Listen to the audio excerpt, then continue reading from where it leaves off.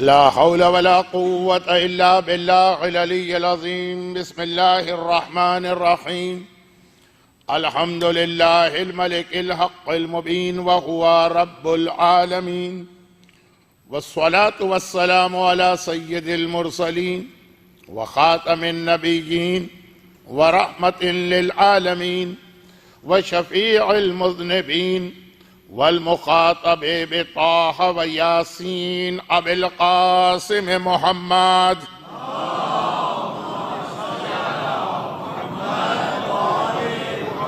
व आलिहि तय्यबीन अत्ताहिरीन अल मासूमीन अल मज़लूमीन अल मुंतजबीन अल मयामीन अल्लज़ीना अज़हबल्लाहु अन्हुमुर रिज्स व तह्हरहुम तत्हीरा।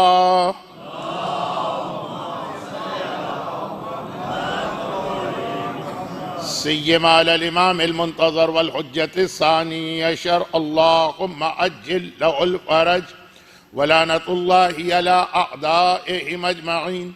अम्मा बादु फ़क़द क़ाल अल्लाहु अज़्ज़ा व जल्ला फ़ी किताबिहिल मुबीन व फ़ुरक़ानिहिल मतीन व क़ुरआनिहिल मजीद। बिस्मिल्लाहिर रहमानिर रहीम। व मिन आयातिहि अन ख़लक़ लकुम मिन अनफ़ुसिकुम अज़वाजा व क़ाल वल्लज़ीना आमनू बिहि व अज़्ज़रूहु व नसरूहु व तबउन्नूर। सलावत।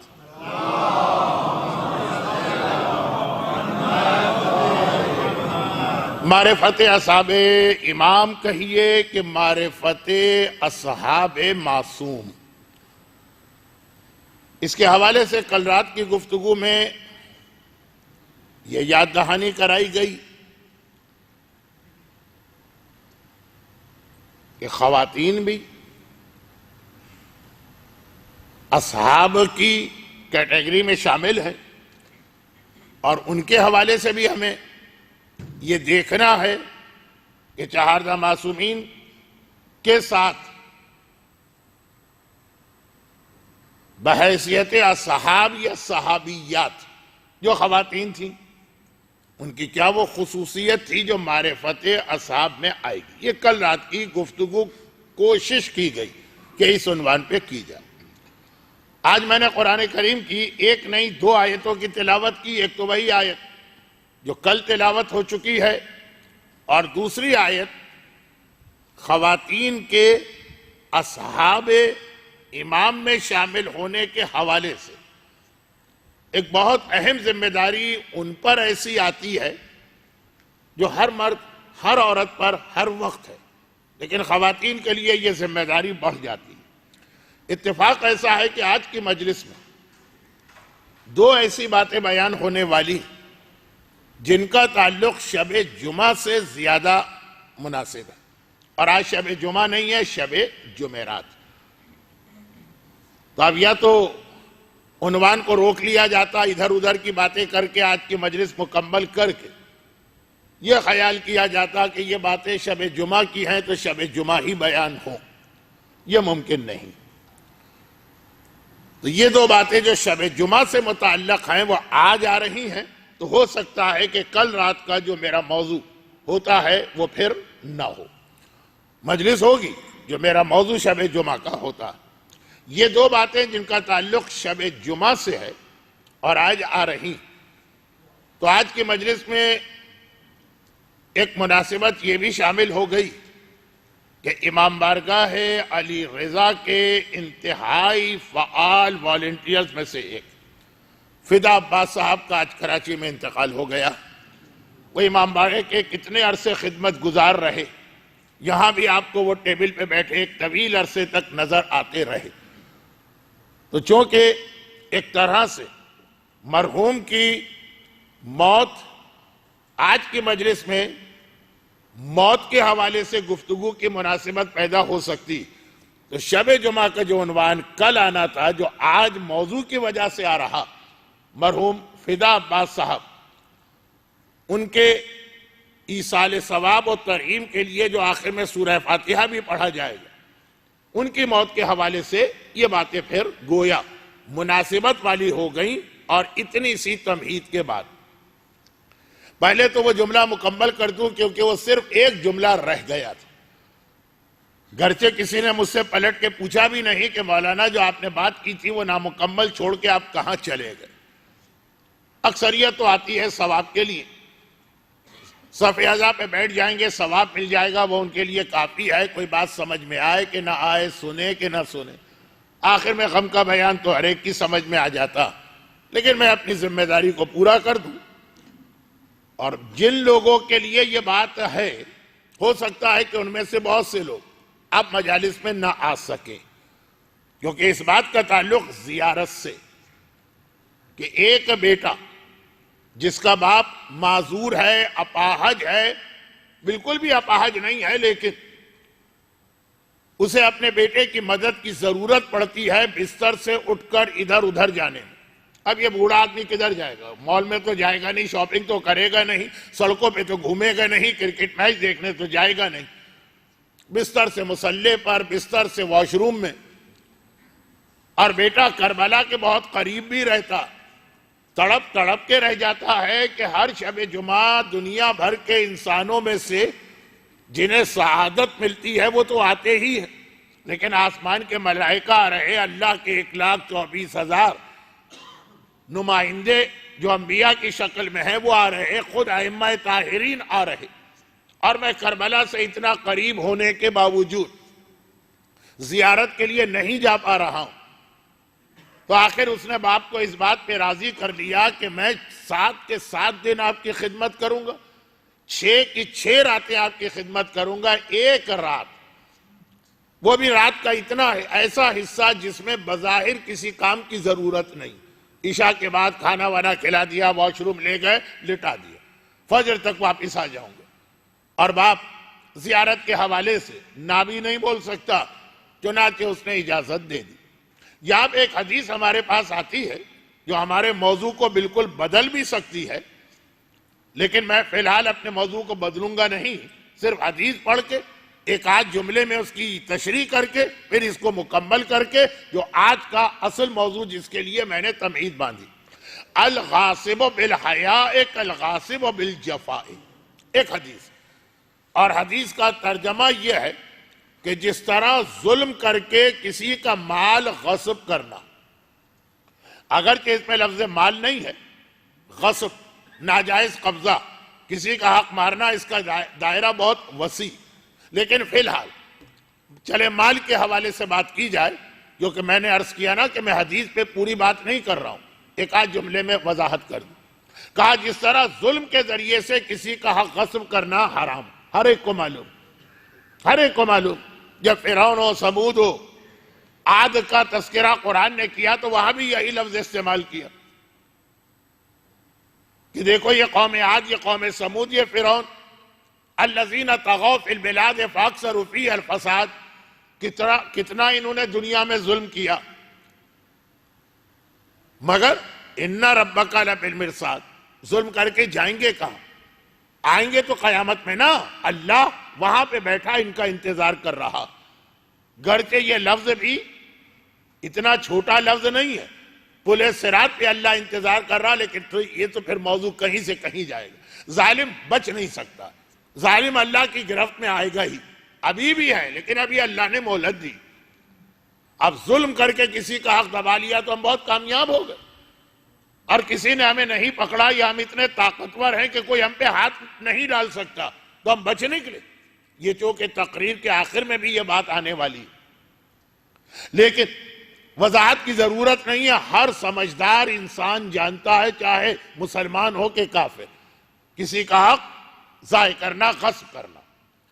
लेकिन रिवायत है कि जिस तरह जफा, जुल्म करके किसी का हक गस्ब करो, उसी तरह अल गासिब बिल हया, किसी के हया से। ये भी आज की तकरीर का पहला हिस्सा, लेकिन अभी तो हम तमहीद में।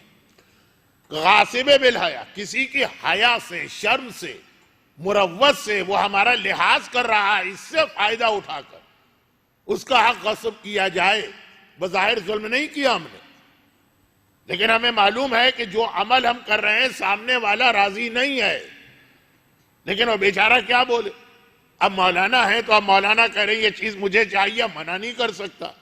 दोस्ती है आपके साथ, आप कह रहे हैं ये चीज मुझे चाहिए, मना नहीं कर सकता। और उसके शर्म से, हया से, मुरव्वत से, लिहाज से फायदा उठा के चीज हमने गस्ब कर दी। क्यों? तकरीबन तमाम मराजी वुजू के मसाइल में यह मसला लिखते हैं कि गस्बी पानी से वुजू गलत है। आयतुल्लाह सीस्तानी के इस मसले की जरा तफसील है, लेकिन चूंकि मजलिस है, मसाइल बयान करने का फोरम नहीं है। गस्बी पानी से वुजू गलत, और गस्बी पानी यह है कि मालिक की इजाजत के बगैर उसके पानी को छीन के वुजू कर रहे हैं।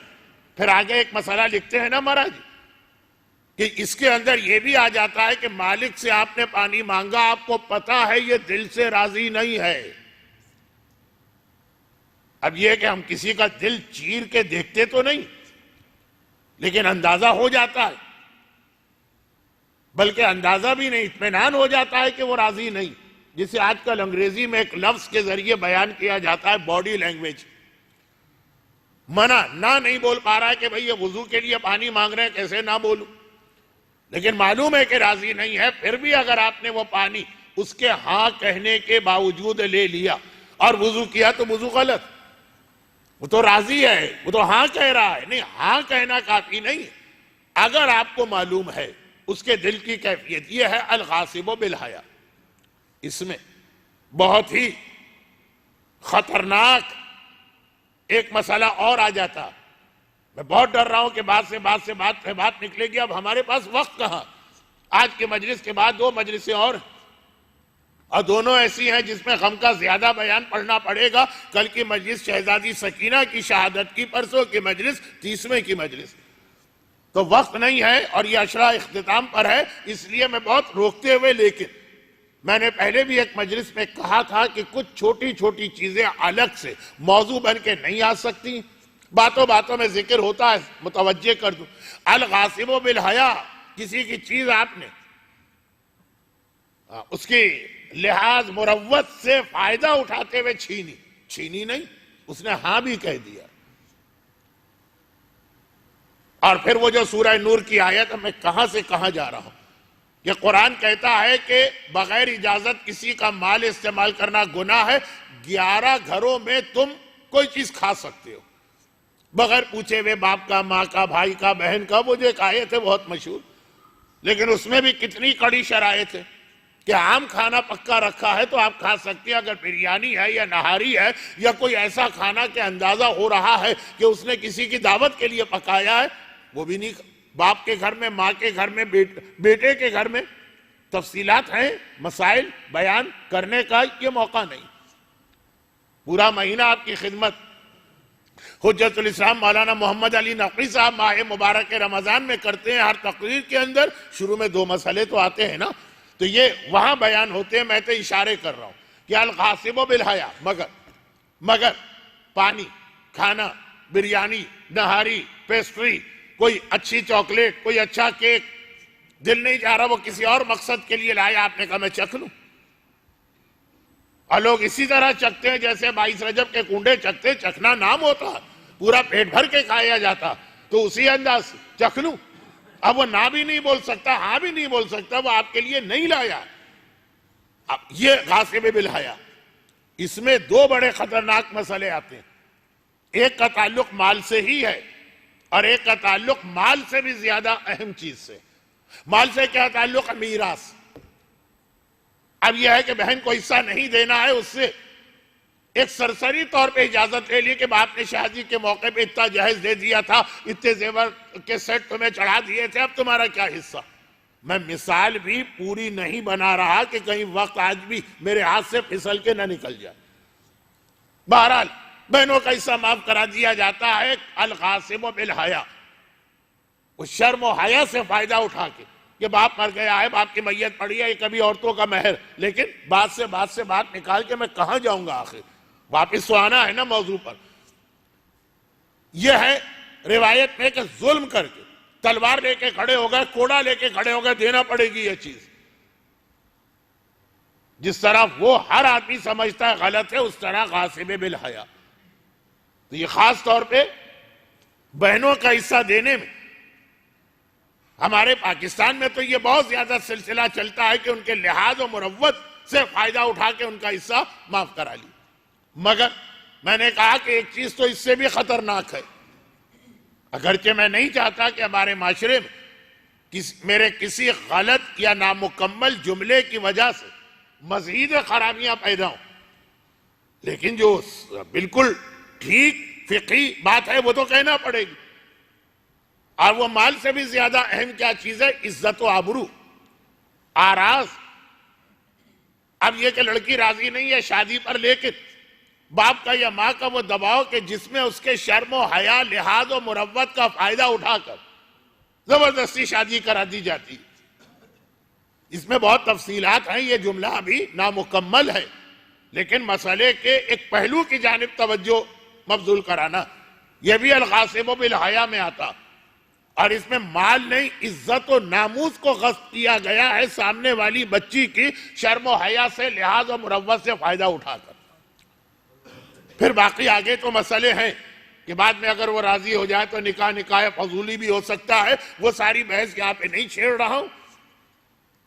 माह सफर तो आ चुका, देखते ही देखते माह रमजान आ जाएगा। सारे मसले इसी मस्जिद के उस कोने में बैठ के मौलाना मोहम्मद अली नकवी साहब से डिस्कस कीजिएगा, तफसील उसी में आ सकती है, मजलिस में नहीं।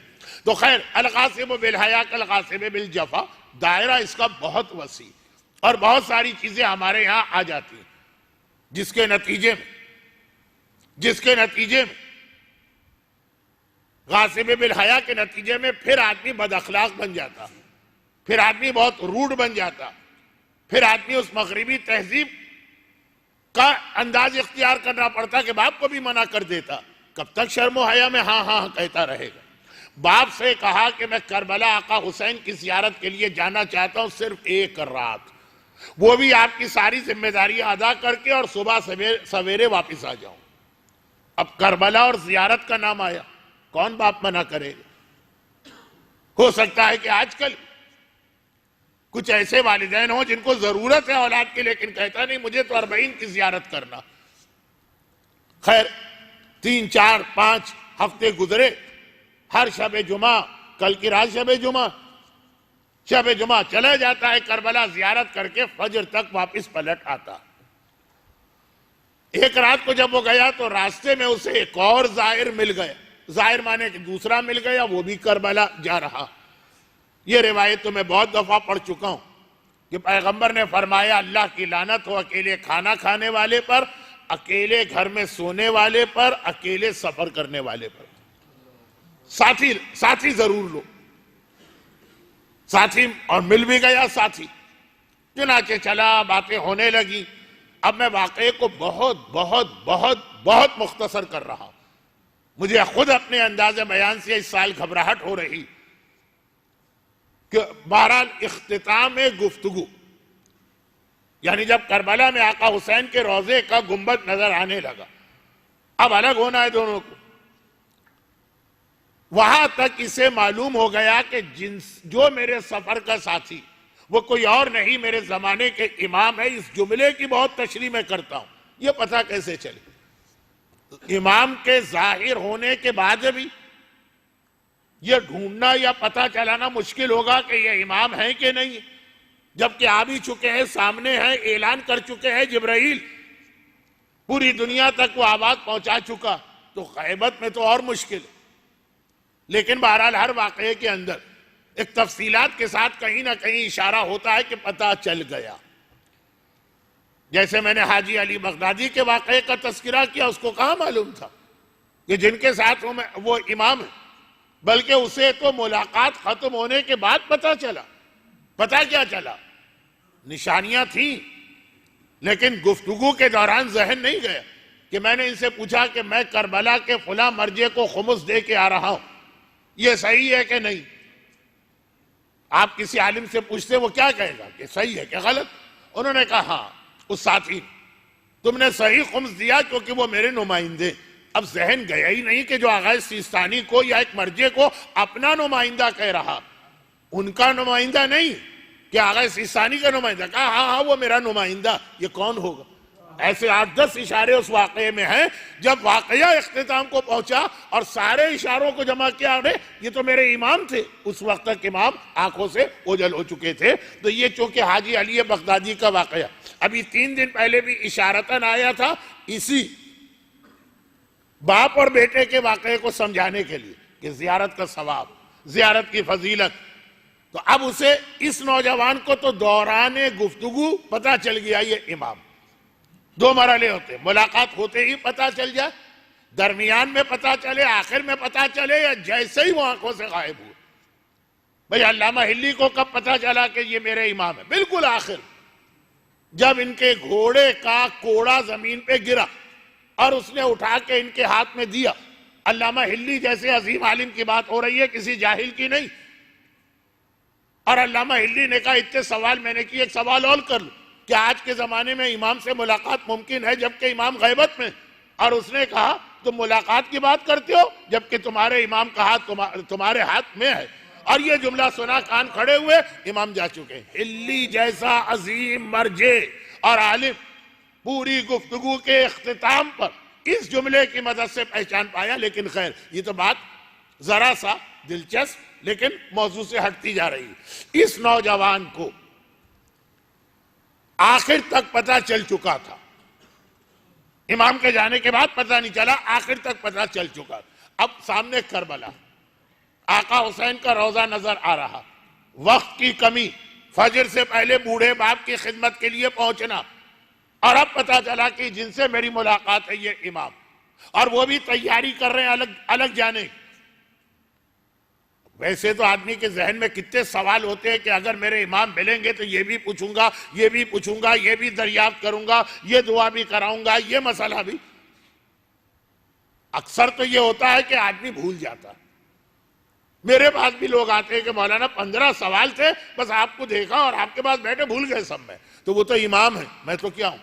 इमाम के गुलामों को गुलाम भी बन जाऊं तो बड़ी बात है। तो अब जहन से बाकी बातें इस नौजवान की या निकल गई या समझदार था, या बाकी बातें निकल गई। अब पता चला ये इमाम है, जा रहे हैं, अलग हो रहे हैं, यहां से सामने करबला का रोजा नजर आ रहा। वो 100 साल पहले का करबला इतना बड़ा कोई थोड़ी था। खेमागाह तक समझिए कि शहर से बाहर था, तो करबला बिल्कुल यानी रोजा सामने, वक्त कम, रात खत्म होने से पहले वापस पहुंचना। इस टेंशन में इमाम से एक ही सवाल पूछने की गुंजाइश थी। समझदार था नौजवान, अंदाजा था कि ऐसे मौके पे क्या पूछा जाए। मैं कितने काफिलों के साथ आयतुल्लाह सिस्तानी की खिदमत में हाजिर हुआ, काफिले वालों ने कहा हमें चलना, आप भी चले।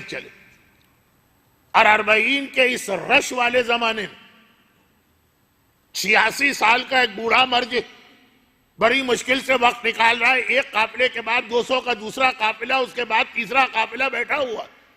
40 मिनट मिले, 30 मिनट मिले, 20 मिनट मिले, और सवाल क्या पूछे जाते हैं कि मसलन वुजू में 2 मरतबा चेहरा धोना सही है कि सही नहीं है, और फला मुल्क का गोश्त सही है कि सही नहीं है, और फला चीज नजीस, जो उनकी हर किताब में मौजूद है, जो उनकी हर वेबसाइट पे मौजूद है। 30 मिनट 25 मिनट मिले हैं इन मसलों के लिए, बिलवास्ता, इनडायरेक्ट। कई मरतबा ये शिकायत आई कि ये जो इंडिया और पाकिस्तान का ओरिजिन रखने वाले जाहिरीन आते हैं, यानी ये क्या समझ के आते हैं? तौहीन के लिए नहीं कह रहा कि एक छोटी सी मस्जिद का एक तालिब इल्म भी अगर नमाज पढ़ाए, ये मसले जानता है, ये आगा सिस्तानी के लेवल पे जाके जो इतनी मुश्किल से इस बुढ़ापे में इतने जाहिरीन के दरमियान एक वक्त निकाल के दे रहे हैं।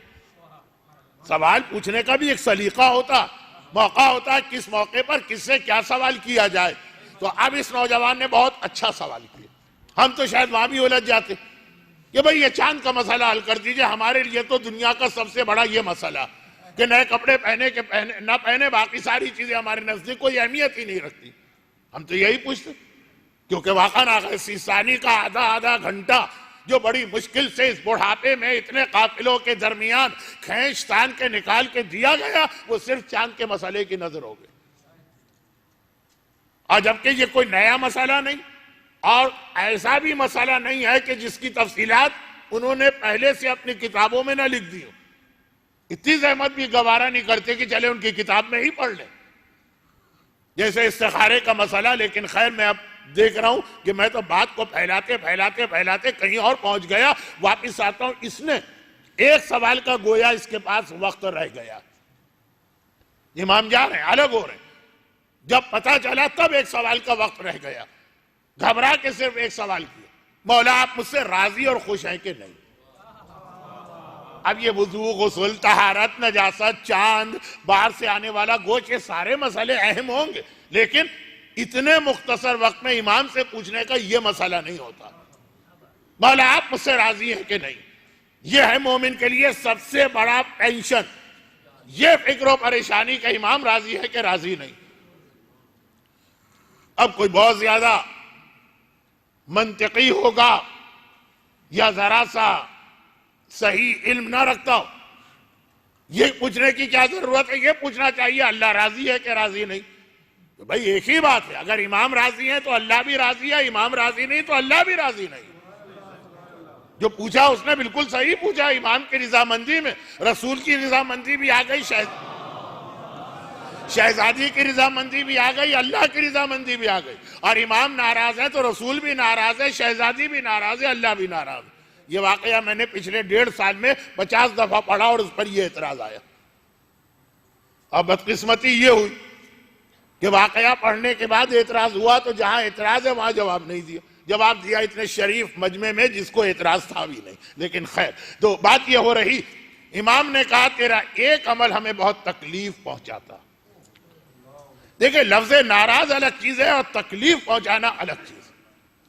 दुख, तकलीफ, ये नाराजगी से हट के एक चीज है और ज्यादा खतरनाक चीज है, लेकिन अब समझाने की जरूरत नहीं। तड़प गया ये नौजवान, मेरा इमाम मुझसे ये कह दे कि तेरा एक अमल मुझे तकलीफ पहुंचाता है। मौला वो क्या अमल? कहा ये जो तू हर शब जुमा मेरे दादा के रोजे की जियारत को आता।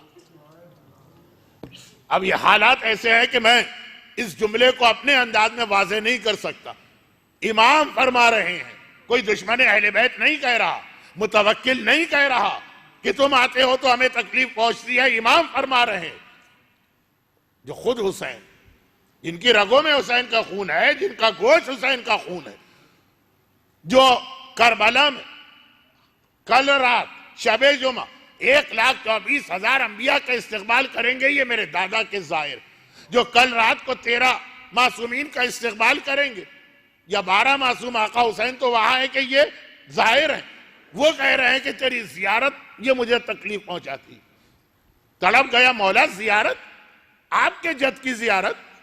हर आदमी तो खुश होता, कोई आकर आपसे कह दे, मुझसे कह दे कि मौलाना मैं गया था फला कब्रिस्तान में, आपके बाप की कब्र नजर आई, एक फातिहा मैंने पढ़ी, खुश होता है कि इसका मुझसे बज़ाहिर कोई खूनी रिश्ता नहीं है और ये इतना मेरे बाप का ख्याल करके आ गया। और यहाँ इमाम कहा कि हाँ, जब तू यहाँ जियारत को आता है तेरा बाप वहां अकेला रह जाता और उसे जो तकलीफ होती, भाई वॉशरूम या बैतुल खला जाना रात के 12 बजे जरूरत हो सकती है, या तो वो सर्दी, बूढ़ा बाप बुढ़ापे के अंदर अपने आप पे कंट्रोल करते हुए तेरा इंतजार करे।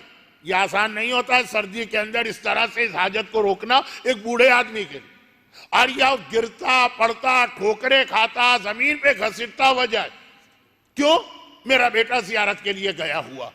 वो कुछ नहीं बोलता है क्योंकि मसला जियारत का, मसला आका हुसैन का। लेकिन इमाम फरमा रहे तेरा यह अमल तकलीफ पहुंचा रहा, जियारत बंद कर दे, बाप की खिदमत कर, या ये कि कोई इंतजाम कर ले। अब ये सारी तफसीलात तो वाकई के अंदर नहीं आती। जियारत जुमला ये था कि बेहतरीन अमल, और कुछ लोगों के लिए यह तकलीफ दे और बदतरीन अमल बन जाता अगर अपनी ये जिम्मेदारियां अदा न की। बाप और माँ की खिदमत जियारत मासूम से कम नहीं है, और अगर आपके मोहताज है वो, तो जियारत पर भी इसको तरजीह दी जाएगी। कई चीजें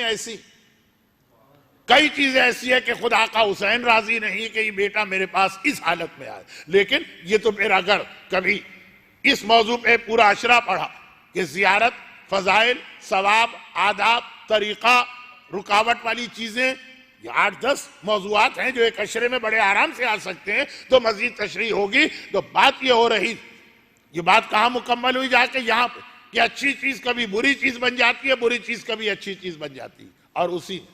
और उसी में आखिरी बात जो मुझे पहुंचाना था, मैंने इल्म की बात की अबू जहल के हवाले से, मैंने इस्तिखारे और इस्तिशारे की बात की, और मैंने वो 3 चीजें बुज़दिली, कंजूसी, बदअखलाकी की बात की, और मैंने मुस्तहबात व मकरूहात की बात की, और मैंने जियारत की बात की, और मैंने इताअत वालिदैन की बात की। तो अब आखिरी बात, इनमें से हर बात पूरी एक तकरीर बन सकती थी। आखिरी बात, औरत सहाबिया, यानी औरत बेहतरीन चीज भी है। औरत, बल्कि सबसे पहले बात कहां से शुरू हुई थी, बच्चा भूल गया होगा, लुकमान का जबान पकाना। और औरत, अल्लाह के रसूल की हदीस, या रसूल अल्लाह आप तो मेराज के इतने हालात बता रहे हैं, इतने हालात बता रहे हैं, और आपने कहा कि आखिर में मैंने जन्नत का भी दौरा किया, जहन्नम को भी बाहर से देखा। क्योंकि ये अल्फाज लोग भी बाज़ औक़ात एतराज कर करके हमें संभल के चलना सिखा देते। मैंने इससे पहले जुमला पढ़ा, जन्नत का भी दौरा किया, जहन्नम का भी दौरा किया। अच्छा, रसूलुल्लाह को भी जहन्नम में पहुंचा दिया। ये तो उनसे भी एक कदम आगे निकले, जो खाली अल्लाह का पैर जहन्नम में पहुंचाते थे, तो पूरे रसूलुल्लाह जहन्नम में चले गए। खैर, तो इसीलिए मैंने कहा बाहर से दौरा किया जाता है ना, अखबारात में खबर होती है, फला हुक्मरान ने सैलाब ज़दा इलाके का फजाई दौरा किया, हेलीकॉप्टर में बैठे हैं, दूर भी हैं, देख भी रहे हैं। अब आप कहेंगे मौलाना हमारा टाइम, उन मोमिनीन को दुआ दीजिए कि जो पूरी तकरीर भूल के एक लफ्ज को पकड़ लेते हैं। खैर, तो अब खुलासा ये कि पैगंबर से पूछा गया, या रसूल अल्लाह, जहन्नम में जो आप गए, जहन्नम के 2 हिस्से, हर एक को मालूम होना चाहिए। एक असली जहन्नम है, वो हमेशा रहेगी। एक टेम्परेरी जहन्नम, वो एक छोटा सा जैसे लेबर कैंप वगैरह होता है ना, कि कुछ अरसे के लिए, जब काम खत्म होगा वो तोड़ दी जाएगी, वो जहन्नम। ये शब जुमा वाली बातें आज कुछ आ रही है ना, और ये है साहिबान ईमान के लिए। साहिब ईमान उस जहन्नम में तो जाएगा ही नहीं कि खालिदीना फिया, हमेशा हमेशा उसमें रहे। ये उससे मिला हुआ एक छोटा सा कैंप बनाया गया है आर्जी तौर पर। तो या रसूल अल्लाह, इसमें आपको अक्सरियत किसकी नजर आई, ज्यादा कौन थे? पैगंबर ने कहा औरतें।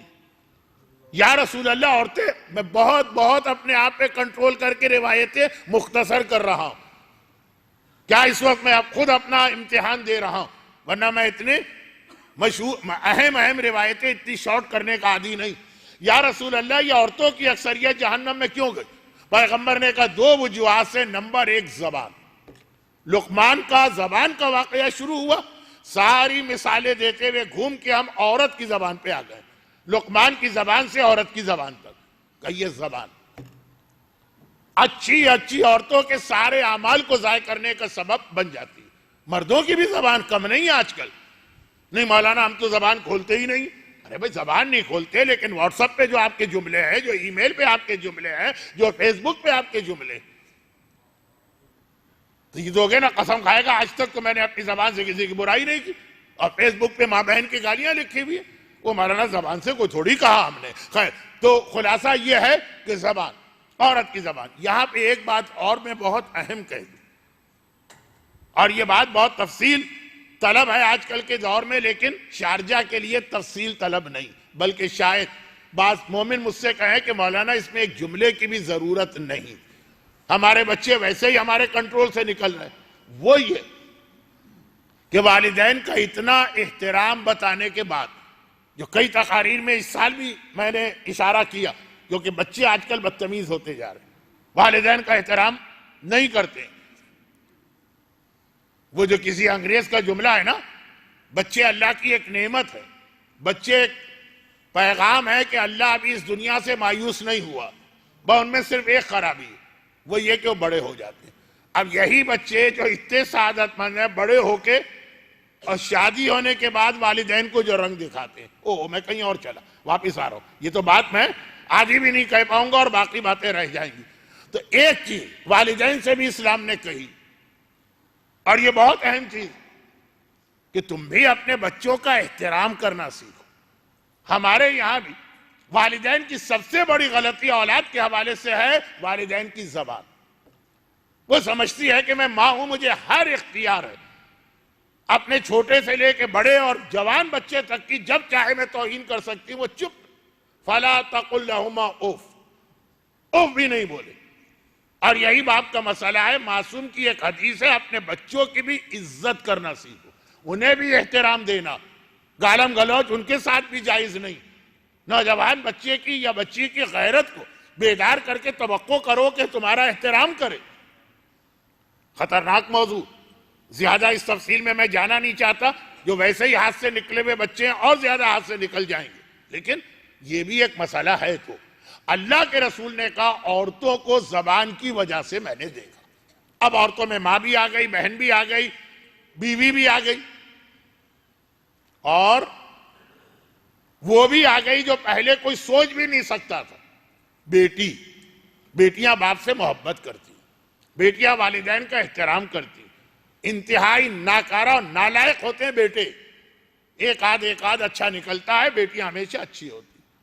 लेकिन आजकल वालिदैन के मुकाबले में जिस तरह से बेटियों को बगावत पे खड़ा किया जा रहा, और कौन खड़ा कर रहा है? वही शैतान जो आपके घरों में एंटीना और एरियल के नाम से आके बैठा हुआ।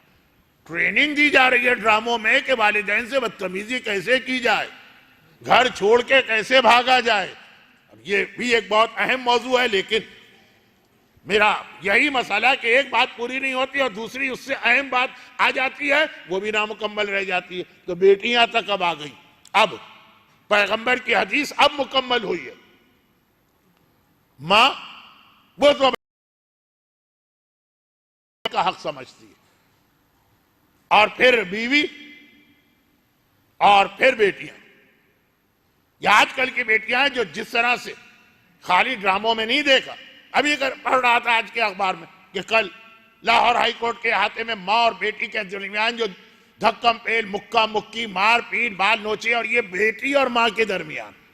और ऐसे कई वाकयात हैं, एक नहीं है कि अब हम कहें कि मिलियन में एक वाकया पेश आया, उसको मिसाल नहीं बना सकते, बढ़ता जा रहा। तो खैर खुलासा ये पैगंबर ने कहा जबान औरत की जबान है जो उसे जहन्नम में लेके जाएगी, वरना औरतें मर्दों के मुकाबले में ज्यादा दीदार और मुत्तकी होती है। असहाबे इमाम में भी हमें मारिफत असहाबे इमाम में याद रखिए, औरतों को पहचानना भी हमें एक तफसील नजर आती है। और औरत का जो सबसे अहम काम है, ये सुन लीजिए। अब ये कि आज तो मुकम्मल नहीं हो पाएगा, लेकिन यह अहम काम सुनाने से पहले एक बहुत मशहूर हदीस मैं भी पढ़ता रहता हूं, उलमा भी पढ़ते हैं, जब मौत के हवाले से मजलिस होती, और खास तौर पर जो पिछली शबे जुमा को मौत के हवाले से तकरीर हुई थी। मौत के कई स्टेजेस है ना, मनाजिलुल आखिरा, आखिरत की मंजिलें हैं। वो जो कहा गया कि मुर्दे को कब्र में बराह रास्त न ले जाओ, रास्ते में मंजिल मंजिल रोक के ले जाओ। तो मौत के भी कई मरहले हैं। पहला मरहला आता है मलकुल मौत रूह निकाल रहा, और उसका अजाब, उसकी तकलीफ, वो सब कल पिछली शबे जुमा बयान हो चुकी है, शायद कल भी आ जाए मुख्तसर। अब एक सवाल रावी ने जाके पूछा, और उस इमाम मासूम से पूछा जिसका बयान कल हुआ, यानी हमारे 7वें इमाम बाबुल हवाइज इमाम मूसी काज़िम अलैहिस्सलातु वस्सलाम। हमारे मजमे में से जो इस वक्त मेरे सामने होंगे कुछ लोग, कुछ को तो मैं जाती जानता हूं, उससे ज्यादा भी होंगे, जो इंशाअल्लाह कल रात, आने वाली कल की रात शब जुमा करबला में बाबुल हवाइज हजरत अब्बास के रोजे की जियारत कर रहे होंगे और जरी को चूम रहे होंगे। कल रात काफिले जाना शुरू हो गए, और अक्सर ये चाहेंगे कि कल की शब जुमा उनको वहां मिले, या नजफ जाएंगे। लेकिन अइम्मा ताहिरीन में बाबुल हवाइज एक ही इमाम का लक़ब, और उनकी रिवायत के रावी ने जाके एक सवाल किया। वो सवाल जो आप भी करना चाह रहे थे, या मेरे एहतराम में आप खामोश रहे, और या फिर मेरे फरार की वजह से आप खामोश रहे कि मौलाना तो हवा के घोड़े पे आते हैं, हवा के घोड़े पे चले जाते हैं, जो भी वजह। लेकिन सवाल एक रावी पहले ही कर चुका, और आज नहीं 1300 साल पहले कर चुका कि मौला ये जो इतना अजाब बताया जा रहा रूह निकालने का, तो आखिर ये अजाब अल्लाह किसी मोमिन पे आने क्यों देता? ये जो इतना अजाब बताया जा रहा आखिर क्यों? क्योंकि उस अजाब में जो मैंने पिछले हफ्ते बयान किया था, एक टुकड़ा मैंने छोड़ दिया था, वक्त नहीं था कि आप जितनी देर से रूह निकलेगी उतना शैतान को मौका मिलेगा आखिर में आकर भी बहकाने का। भाई आपने देखा है ना कि क्रिकेट में या फुटबॉल में या हॉकी में कोई टीम हार रही हो तो जैसे जैसे आखिरी ओवर आते हैं या जैसे जैसे आखिरी मिनट आते हैं, हारने वाली टीम पूरा जोर लगा देती है कि वो जो एक गोल का खसारा है या भी 15 रन बाकी है एक ओवर के अंदर, पूरा जोर लगा दी। वही टीम एकदम से एक नई जान आ जाती है कि यह आखिरी मरहला शायद इसके अंदर हम जीत जाएं। कैसा वो T20 के फाइनल में वेस्ट इंडीज ने आखिरी मैच में कितने 4 छक्के खिलाड़ी ने लगा दिए कि 5। ये मालूमात में मेरा भरोसा नहीं किया करे, गलत भी हो सकती है, लेकिन ये आखिरी मरहले, उर्दू में एक मुहावरा है कि शमा बुझने से पहले भड़कती। शैतान कहता है 70 साल इस मोमिन के पीछे लगा रहा, ये मेरे हाथ नहीं आया, ये आखिरी लम्हा, आज भी हो सकता है मेरे हाथ आ जाए, पूरा जोर लगाए। तो लेकिन उसके लिए उसको वक्त चाहिए। अब अगर मोमिन की रूह 1 सेकंड में निकल जाए, शैतान को तो वक्त ही नहीं मिलेगा, वो हाथ मलता ही रह जाएगा। वो वही हालत होगी शैतान की जो आप मुझे देख के कहते हैं कि आते हैं और चले जाते हैं। अभी तो हम सलाम भी नहीं कर पाते, मौलाना गायब हो गए, तो शैतान अभी बहकाने आया, पता चला उसकी तो रूह निकल के वो तो जन्नत में जा चुका। और जितना देर लगेगी रूह निकलने में उतना शैतान को टाइम मिल गया। अब आखिरी ओवर की 6 बॉलें कितनी अहम होती, उसके अंदर अगर नालायक बॉलर और 4 नो बॉल करके 6 को 10 का ओवर बना दे तो सामने वाली टीम को कितना फायदा हो जाता है। अच्छा, अगर ये क्रिकेट की मिसालें मैं गलत दूं तो मुझे माफ कर दीजिएगा, कुरान हदीस की गलती पे पकड़िएगा, क्रिकेट की गलती पे नहीं पकड़िएगा। लेकिन ऐसे नालायक बॉलर 6 बॉलों के ओवर को 12 का बना दिया, नो बॉल करके। अब ये मोमिन मर रहा, शैतान बहकाने आ रहा। अगर 1 सेकंड में इसकी रूह निकल जाए, शैतान तो हाथ मलता रह जाएगा। और अगर इसकी रूह निकलने में 2 घंटे लग गए, अच्छी तरह से शैतान को मौका मिलेगा। इस तरह से भी बहकाओ, उस तरह से भी बहकाओ, हर तरीका इख्तियार कर लो, वक्त है। तो नाखून से घुटने और घुटने से रान और रान से पेट और पेट से सीना और सीने से गर्दन और गर्दन से आके देर हो रही है ना रूह निकलने में। तो रावी ने आके सवाल किया, मौला आखिर काफिर, मुशरिक, मुनाफिक, दुश्मन अहले बैत, उसके साथ ये हो तो समझ में आता, मोमिन इसकी रूह फौरन क्यों नहीं निकल जाती? इमाम ने उस जमाने की मिसाल दी जो ये बच्चे नहीं समझेंगे। इसमें अगर कराची के कुछ बच्चे हैं तो उनके वालिदैन उनको धोबी घाट ले जाके एक दिन दिखा दें तो शायद समझ में आएगा। पहले जमाने में खाली धोबी घाट ही होते थे, ये वॉशिंग मशीन, ये लॉन्ड्री, ये सब। अच्छा, वक्त तो है नहीं, मैं और जाय कर रहा हूं। तो अब इमाम ने मिसाल दी जो हर आदमी अपनी आंखों से रोज देखता। इमाम ने कहा, तूने देखा है ना कि जो धोबी दरिया में या नहर के किनारे खड़े होकर कपड़े धोते हैं, अब वो कपड़े धोने के बाद उसको सुखाना भी जरूरी, तो किस तरह सुखाते हैं? कब वो दरिया के किनारे ही वहीं पे वो कपड़े उन्होंने सुखाना शुरू कर दी। आज भी आप जाइए गूगल के ऊपर धोबी घाट टाइप करें तो एक तो सिंगापुर का रेलवे स्टेशन आएगा, फिर ये मनाजिर आएंगे आपके सामने। तो अब ये कपड़े बहुत है फैला रहा। दरिया के किनारे घास है, घास पे फैला दी, घास खत्म हो गई तो फिर झाड़ियां शुरू हुई। सहराई इलाके में झाड़ियों में हमेशा कांटे होंगे। अब मैं यहां बॉटनी नहीं शुरू करना चाहता, वरना उसकी भी अकली वजह है, यह निजाम कुदरत। कांटेदार झाड़ियां होती हैं ताकि पानी कम से कम जाए हो उस पौधे का। खैर, अब उसे कपड़े तो सुखाने ही, 25 कपड़े फैला दिए, घास खत्म हो गए, झाड़ियां शुरू हुई, 15-20 कपड़े उस पर डाल दिए कि और कौन सा यहां छोड़ना, बस सूखेंगे उसके बाद उठा लूंगा। अचानक इत्तला मिली कि आंधी चल रही है, बड़ी तेज हवाएं आ रही, गर्दबाज, साइक्लोन, पता नहीं टॉर्नेडो, कौन कौन से लफ्ज आजकल इस्तेमाल होते हैं। अब वो घबरा गए, कपड़े तो सारे उड़ जाएंगे। आदमी उड़ जाता है, वो क्या करेगा, वो सारे कपड़े समेटेगा। ऐसे वक्त में जब आंधी सर पे आन पहुंची, उस वक्त तरीका क्या होता है? तरीका उस वक्त कोई कोई एहतियात के साथ चीजें जमा करने का नहीं होता है। उस वक्त होता है कि बस जल्दी जल्दी हाथ मारो, जितना हाथ में आ जाए वही गनीमत। घर में आग लग जाए तब भी आदमी यही करता, ये नहीं करता है कि आग लगी जलते हुए कमरे में गए एक चीज उठाई। हाँ, इसकी वैल्यू तो बनती है 200 दिरहम, अब पुरानी है तो 100 दिरहम हो गई, इसको रख दो। अच्छा चलो वो चीज उठाओ। इतनी देर में तुम खुद सर से पैर तक जल भुन के राख हो जाओगे। जो हाथ में आया उठा के फेंका, जो हाथ में आया उठा के फेंका, जो हाथ में आया, यही तरीका होता। ये बहुत बड़े एतराज का जवाब। ये अल्लामा मजलिसी ने बिहार में इतनी ज़ईफ हदीसें क्यों लिखती?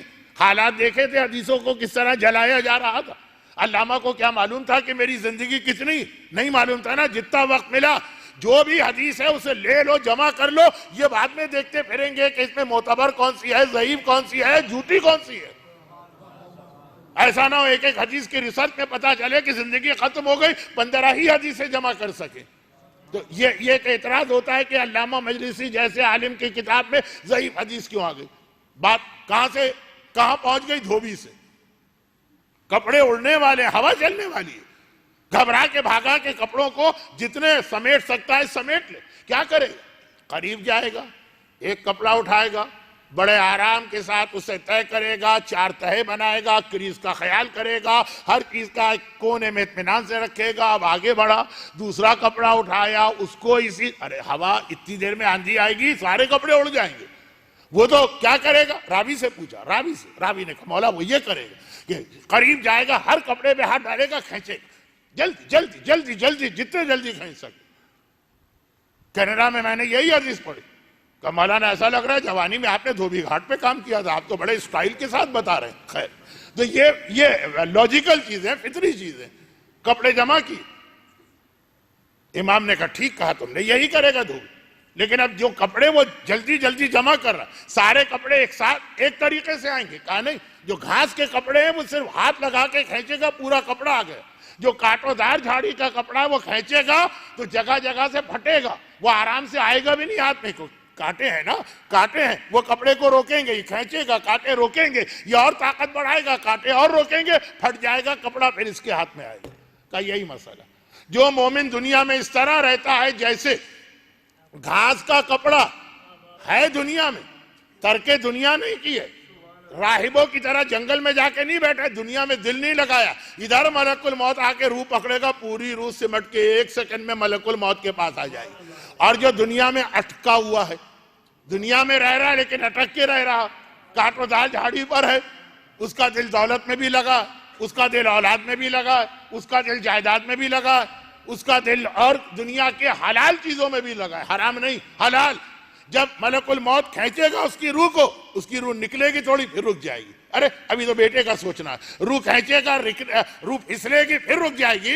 ये कांटे इंसान की ख्वाहिशात हैं, दुनिया का दिल लगाना है। तो इमाम ने कहा ये रूह अल्लाह की वजह से देर से नहीं निकल रही है, ये इसकी गलती है। अपने आप को दुनिया में इतना फंसा लिया कि मलकुल मौत, उसको तो रूह ले जाना, उसकी तो ड्यूटी, वो तो खींचता चला जाएगा। रूह टुकड़े टुकड़े होगी, रूह जो है कपड़े की तरह फटेगी, इसको अज़ियत का सामना करना पड़ेगा। तो दुनिया में रहो, दुनिया छोड़ो नहीं, मगर इस तरह रहो जैसे कपड़ा घास पे रहता है कि हो दुनिया में दिल न लगाओ। बस ये जो मिसाल इमाम ने मौत के लिए बयान की। और मरहूम फिदा अब्बास इमाम बारगाह अली रजा के एक बहुत ही पुराने खिदमत गुजार, वहां भी खिदमत, यहां भी खिदमत कर रहे। आज चूंकि उनका इंतकाल हो गया, इस एतबार से मजलिस मैंने उनके हवाले से नहीं पढ़ी, ये मेरा मौजू चल रहा। अब आप कहेंगे मौलाना इसमें आपके मौजू की कोई चीज नजर तो नहीं आई इस आखिरी रिवायत में, उससे पहले भी मैंने कई रिवायतें पढ़ी। नहीं, अब वो देखिए, अब ये मिसाल जो है ना इसको उल्टा कर लीजिए, यही मिसाल को उल्टा कर लीजिए तो औरत की सबसे बड़ी जिम्मेदारी बन जाती है। और जो ये जिम्मेदारी अदा करेगी वो असहाबे इमाम में शामिल। ये आखिरी जुमला कि वो असहाबे इमाम में शामिल है, ये कल समझाऊंगा, अब वक्त नहीं। लेकिन ये जिम्मेदारी औरत की कैसे बनती है, मैंने कहा इसी मिसाल को उल्टा कर ली। क्या, कैसे उल्टा करें? दुनिया में रहो तो घास की तरह रहो, झाड़ी की तरह ना रहो कि दुनिया की हर लज्जत तुम्हें अपनी जानिब खींच के फंसा चुकी है अपने अंदर। ये दुनिया में रहो। और ईमान, आयत मैंने आज क्या तिलावत की, फल्लज़ीना आमनु बिही व अज़्ज़रूहु व नसर, जो लोग उस रसूल पर ईमान लाएं, वो असहाबे इमाम की पहली शर्त, असहाबे रसूल की पहली शर्त ईमान लाना। जो आज 8वीं मजलिस में बात सिर्फ शुरू हुई, और शुरू भी उस वक्त हुई है जब आखिरी मजलिस 8वीं मजलिस का वक्त खत्म हो रहा है। अब सुनिए, अब इसको उल्टा करते, ईमान हर मोमिन के पास, शैतान अव्वल से आखिर तक जो आप पर मेहनत करता है वो इसलिए नहीं करता है कि उसको आपको शराब पिलाना, नहीं, गाने सुनाना नहीं, माशरे में बेपर्दगी को फरोग देना है नहीं, बेनमाजी बढ़ाना है नहीं।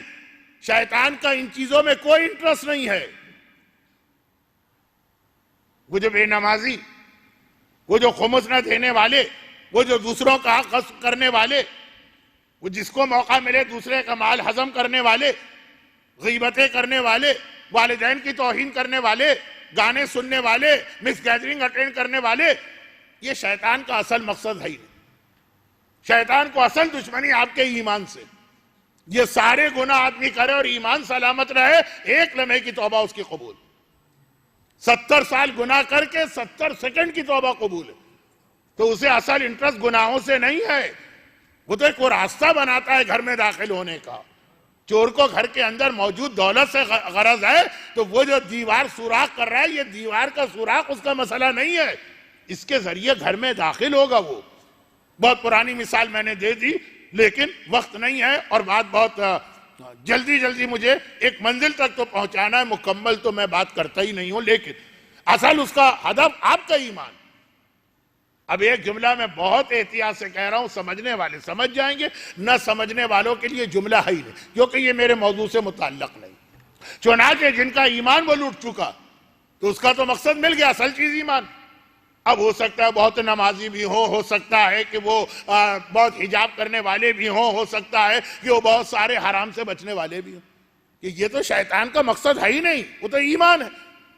ईमान मिल गया शैतान को, फिर छोड़ दे, करो इबादत तकवा, जो भी राहिब थे और जो भी यहूदी और ईसाई पुराने उलमा थे। लेकिन बहुत सरसरी मैंने कहा, इसकी बहुत मिसालें बन सकती हैं, छोड़ दिया ये मोमिन पर। असल वो आपके ईमान का दुश्मन, उसे आपका ईमान छीनना, उसे आपकी नमाज से कोई गरज नहीं।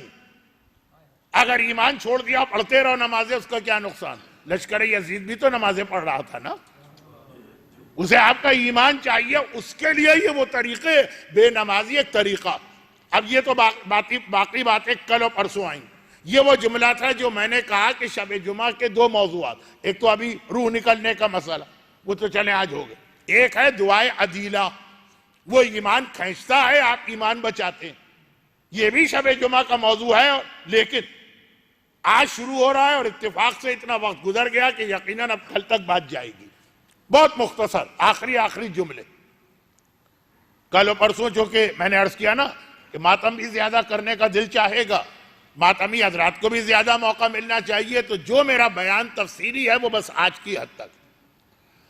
अच्छा, खुलासा यह है कि ईमान, अब ईमान उसको छीनना, आपका ईमान खींचना, ईमान को इस तरह से अपने आप के अंदर और अपने घर के अंदर रखो जैसे कांटोदार झाड़ी पे रखा जाता है, कि शैतान खींच रहा है, रूह कौन खींच रहा है? मलकुल मौत।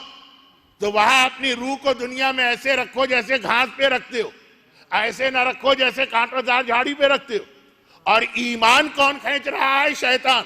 तो वहां पे अपने ईमान को इस तरह ना रखो जैसे घास पे कपड़ा है कि इधर उसने हाथ डाल के खींचा पूरा ईमान चला गया। वहां पे कांटोदार झाड़ी की तरह से अपने घर में वो चीजें रखो कि शैतान ईमान खींच रहा है और तुम्हारा घर जो है वो ईमान को रोक रहा है, मुकाबला जारी है, ईमान जाने को तैयार नहीं है, ईमान हाथ से निकलने को तैयार नहीं है। वही मिसाल रूह वाली उल्टी कर लीजिए तो मोमिन की पूरी जिंदगी का खुलासा बनेगा।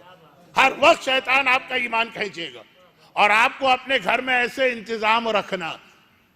घर के ये कांटोदार झाड़ी की मिसाल मैंने गलत दी है, लेकिन चौके यानी इसमें जरा है कि वो ईमान नुकसान हो रहा है, फट रहा है, तो चौके वक्त नहीं है और बात समझाने के लिए ईमान रोकने वाली चीज तुम्हारे घर में एक नहीं इतनी सारी चीजें हो जो ईमान को रोक रही हो कि शैतान खींचना शुरू करे। देखिए, जैसे जैसे इलाके के हालात खराब होते हैं, कराची मुझे याद है, मेरा बचपना, रिजविया सोसाइटी में रहता था, गोलीमार बिल्कुल बराबर मिला हुआ था। मुझे याद नहीं, और एक दिन की बात नहीं कर रहा हूं, 10-12 साल, कि कभी भी दिन तो दिन, रात को भी हमारे घर का दरवाजा बंद हुआ। और दरवाजा क्या था, एक हल्का सा पापड़ की तरह से किवाड़ लगा। एक महीने हमारे यहां बहस होती थी, अरे खुदा का कयामत करीब आ गई है। क्यों, क्या हुआ? कहा कल वो सहन में लोटा रखा था, कोई लोटा चुरा के ले गया। एक 4 आने का लोटा या 2 आने का लोटा चोरी हो गया ऐसे घर से जिसका दरवाजा भी खुला हुआ।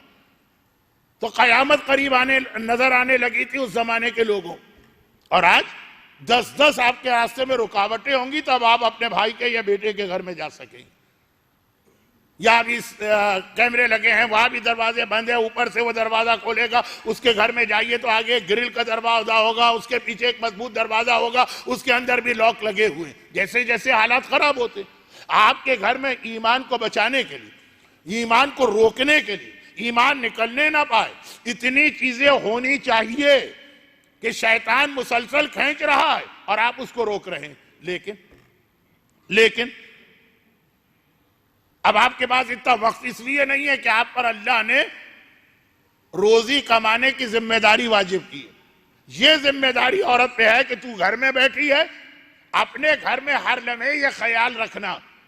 फिर अर्ज कर दूं कि शैतान का मकसद समझिए, आपकी नमाजों से शैतान को चिढ़ नहीं, आपके रोजों से शैतान को दुश्मनी नहीं। आप ईमान छोड़ के नमाज रोजा कीजिए, शैतान कभी भी आपको नहीं बहकाएगा। और रखो रोजा, ईमान, और उसको रोकने वाली चीज का नाम औरत। अब बाकी जो है ये बहुत अहम मंजिल पे बात आ गई, बशर्ती कि औरत खुद ठीक हो। और अगर औरत ही शैतान की एजेंट बन गई, कराची में मिसालें मैं कराची की दे रहा हूं, हो सकता है इसमें से भी कुछ मिसालें मुझे इस तरह नहीं देनी चाहिए। कराची में बैंक की वो डकैतियां बहुत कामयाब होती है जिसमें बैंक का कोई आदमी मिला हुआ होता, करोड़ों की नहीं, अब अरबों की बात होती। तो अगर औरत तो खुद ही शैतान की एजेंट बन गई और शैतान की नुमाइंदगी कर रही है तो उसका काम कितना आसान हो गया। जिसे ईमान को रोकना था, अपने नहीं पूरे घर के, कू या अय्युहल्लज़ीना आमनू कू अनफुसकुम व अहलीकुम, ऐ ईमान वालों, अपने और अपने अहलो अयाल के ईमान को बचाना। ये घर, और यहां पे घर की मलिका औरत को सिर्फ इसलिए नहीं कहा गया कि वो बेहिजाब घर से निकलना चाहे, आप कहें मलिका का ऑर्डर आ गया, ऑर्डर ऑफ द क्वीन, चले जाओ, मैं बोल सकता हूं। उसने कहा कि अपनी मां को निकाल बाहर फेंको, मैं नहीं रह सकती तेरी मां के साथ इस घर में, निकालो इसे। आपने कहा ऑर्डर आ गया, क्वीन का ऑर्डर, वो तो मानना ही पड़ेगा। इसलिए मलिका नहीं कहा, इसलिए मलिका कहा है कि उसको अपने पूरे घराने के ईमान को बचाना। और औरत का यह रोल इतना अहम, मारिफत असहाब इमाम। अब बिल्कुल आखिरी 2 स्टेजेस हैं, एक जुमला अभी से कह दूं, कल जो शहादत की रात है, कल की रात यहां शहादत हजरत सकीना की मजलिस होगी। शहादत की जो रात है, जिसकी शहादत है, औरतों की कैटेगरी में वो आता है जिहाद। वो जिहाद औरतों की, तो हमारी मजलिस का रुख वहीं जा रहा, शहजादी सकीना का जिहाद और उनके साथ खानदान की सारी औरतों का जिंदान में बैठ के रोना, ये औरत का जिहाद है। लेकिन आज जो जुमला आखिरी है वो ये, आखिरी जुमला मसाइब से पहले का वो ये कि जिसने औरत की इस अहमियत को कम समझा, अहमियत नहीं दी। जैसे हमारे यहां बहुत सारे मर्द हैं, उन्हें पता ही नहीं औरत का रोल कितना अहम है और उसकी असल जिम्मेदारी क्या है। अरे मर्दों को छोड़े, खुद औरतों को नहीं पता कि अल्लाह ने हमें किस ड्यूटी के ऊपर रखा। जब भी आप किसी इदारे में ज्वाइन करते हैं, आपको नौकरी दी जाती है, ज्वाइन आप करते हैं तो बताया जाता है तुम्हारी जिम्मेदारी क्या, तुम्हें यह काम करना है, ये नहीं करना। औरत को भी पूछना है अल्लाह से कि मुझे क्या ड्यूटी दे के इस दुनिया में भेजा गया। औरतों को भी नहीं पता और मर्दों को भी, जिसके नतीजे बाज लोग औरतों को बहुत कमजोर समझते हैं इस हवाले से, और फिर वो ऐसी मुंह की खाते हैं कि यजीद की तरह से उनका नाम दाखिले दुचनाम हो जाता। यजीद की सबसे बड़ी हिमाकत यही थी, उसने सोचा कि अब्बास मेरे लिए खतरा है, अब्बास का कोई मुकाबला, कोई तरीका सोचना है अब्बास को रोकने का। उसने सोचा हुसैन मेरे लिए खतरा है, हुसैन को रोकने का कोई तरीका सोचो। उसने सोचा बनी हाशिम के जवान मेरे लिए मसला है, इनको कैसे रोका जाए। उसने सोचा कि ये जो असहाबे इमाम मर्द आ रहे हैं मुख्तलिफ शहरों से, आका हुसैन का खत बसरा भी गया, आका हुसैन का खत मसलन कूफा भी गया, इन्हें रोको। वो जो सारी नाकाबंदी रास्ते में हुई वो इन्हीं मर्दों को रोकने के लिए। और जो 30,000 से 3 लाख का लश्कर, 30,000 की रिवायत ज्यादा मोतबर, करबला में भेजा गया, वो किसके लिए भेजा गया? वो ज़ैनब के लिए नहीं भेजा गया, वो जवानाने बनी हाशिम के लिए भेजा गया, वो असहाबे इमाम का मुकाबला करने के लिए भेजा गया। तो यजीद की भी सारी तवज्जो किस पर है? मर्दों पर। ये मेरे लिए खतरा, इनका मुकाबला कैसे करें? औरतों को तो उसने कोई मसला समझा ही नहीं। और यही वजह है कि जरा भी अगर उसके ख्याल में ज़ैनब उसके लिए कोई चैलेंज बनती तो मैदान करबला से गिरफ्तार करके मदीने उनके घर भिजवा देते। तो बाजारों में, दरबारों में, शहरों में, करियों में, जगह जगह जो ज़ैनब को लेके गया, खाली लेके नहीं गया है। अगर खाली ये जुमला होता तब भी मेरी बात साबित नहीं थी। नऊज़ु बिल्लाह एक ऐसा लफ्ज इस्तेमाल कर रहा हूं जो उर्दू में तो बहुत ही बुरे माने देता, अरबी में इतने बुरे माने नहीं देता है, लेकिन फिर भी अरबी में भी यह लफ्ज बुरा चौथे इमाम ने इस्तेमाल कर दिया। उकादो जलीला, हमें जलील करके ले जाया जा रहा, खाली ले नहीं जाया जा रहा। क्यों जलील करके ले जाया जा रहा? क्यों? क्योंकि यजीद के ख्याल में ये तो कमजोर औरतें हैं, ये मेरा क्या बिगाड़ सकती है, जितना भी इन पे जुल्म करो। वो यही समझ रहा है कि मेरा कोई नुकसान ही नहीं है। और जितनी बड़ी शिकस्त यजीदियत को शाम में हुई वो तो करबला में भी नहीं हुई। तो जिसने भी औरत के इस रोल को कम समझा, चाहे वो खुद औरतें क्यों ना हो, उसने यजीदियत की सुन्नत पे अमल किया और उसका अंजाम भी वही होगा जो यजीदियत का अंजाम हुआ। मैंने ये नहीं कहा वो यजीद है, मैंने कहा उसका अंजाम भी वही होगा। ये हुसैन की फौज का एक एक बच्चा, हुसैन की फौज की एक एक बच्ची, हुसैन की फौज की एक एक खातून अपनी जगह इतना मुकम्मल जिहाद कर रही। और जैसा कि हम में से हर एक जुमला कहता है उसे मुकम्मल कर दो ना। जुमला यह कहा जाता है करबला में आका हुसैन इस्लाम और ईमान बचाने गए थे, इस्लाम को बचाने गए थे ना, ईमान इस्लाम का ही हिस्सा। तो कूफा और शाम में भी ज़ैनब इसी काम के लिए गई थी। जो औरत का रोल मैंने बताया, कल आपके घर की औरतों की बात शुरू होगी, मेरे घर की औरतों की बात, आज हुसैन के घर की औरतें।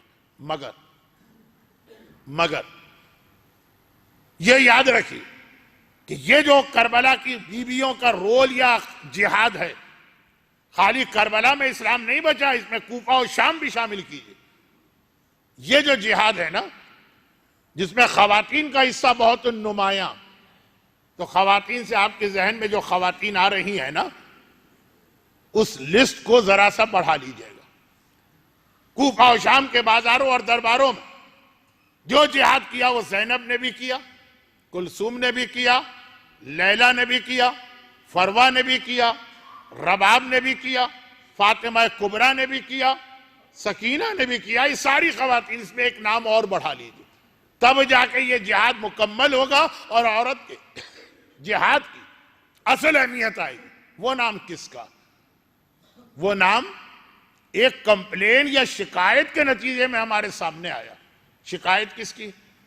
देखिए, जालिमों का हमेशा एक मसला रहा, हमेशा एक मसला रहा, और वो ये कि अहले बैत पर जुल्म करने के लिए वो दुनिया भर के वैशी, जंगली, खूंखार तरीन आदमियों को ढूंढ के लाते थे।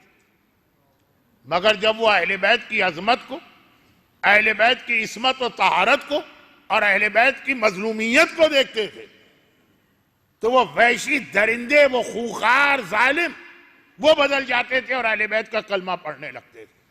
जिस इमाम मासूम की विलादत के हवाले से कल बात हुई, एक शहादत का एक जुमला, हारून 14 साल बाद इमाम को जहर दे के शहीद कर रहा, थक गया, एक से एक जालिम तरीन आदमी को ढूंढ के इमाम की निगरानी पे रखा। चंद दिन गुजरते हैं वो इमाम का कलमा पढ़ने लगता। थक गया मैं, कहां से अब लेकर आऊं जालिम इंसान, शहीद कर दो ताकि मसला खत्म।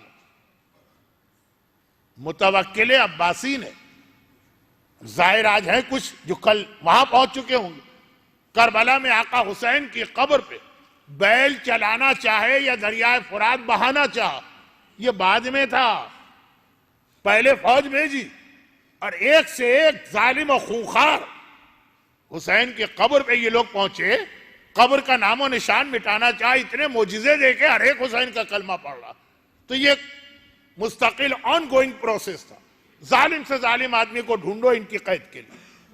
चुनाचे जिंदान शाम जो कैद खाना है ना, इसका जिंदानी, इसका निगरान, इसका जेलर, इसका सुपरवाइजर उस जमाने के जालिम तरीन आदमी को मुकर्रर किया। अब वो एक से एक कैदियों को देख चुका था, ये अजीब कैदी उसे नजर आया। हर हाल में खुदा का शुक्र अदा करते हैं। खाना नहीं मिल रहा तब भी अल्लाह का शुक्र, बच्चे प्यास से बिलक रहे हैं तब भी अल्लाह का शुक्र, वहां से जुल्म का सिलसिला जारी है तब भी नमाजें इनकी चल रही, तब भी तिलावत कुरान, वो भी बदल गया। उसके दिल में भी अंग्रेजी का एक लफ्ज है सॉफ्ट कॉर्नर, अहले बैत के लिए एक नरम गोशा सॉफ्ट कॉर्नर पैदा हो गया। अभी कलमा उसने नहीं पढ़ा लेकिन बहरहाल मोहब्बत करने लगा। एक दिन वो आता है आका सज्जाद के पास, करबला में जिन खवातीन ने जो जिहाद किया उस लिस्ट में एक नाम को बढ़ाना है आज।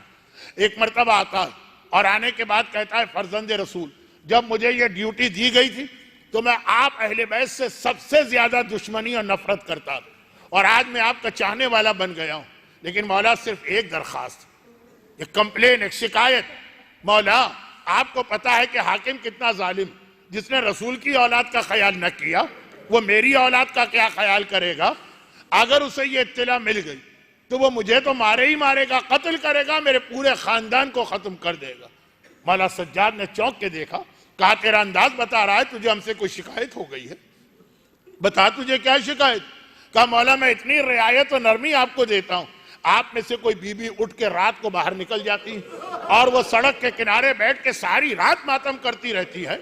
अगर यजीद के महल तक की आवाज पहुंच गई तो यजीद मेरा पूरा घराना तबाह होगा।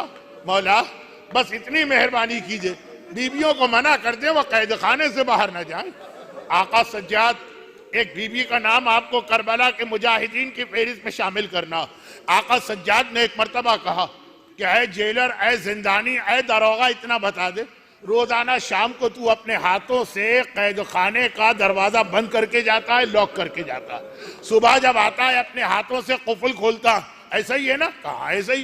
कहा जब सारी रात ये कैद खाना बंद है तो ये बता हम में से अगर कोई बाहर जाना भी चाहे तो कैसे जा सकता है। चकरा गया। कहा फर्जंद रसूल ये बात तो आपने सही कही। मौला ने कहा तो तुझे ये धोखा कैसे हुआ कि हम में से कोई बाहर गया।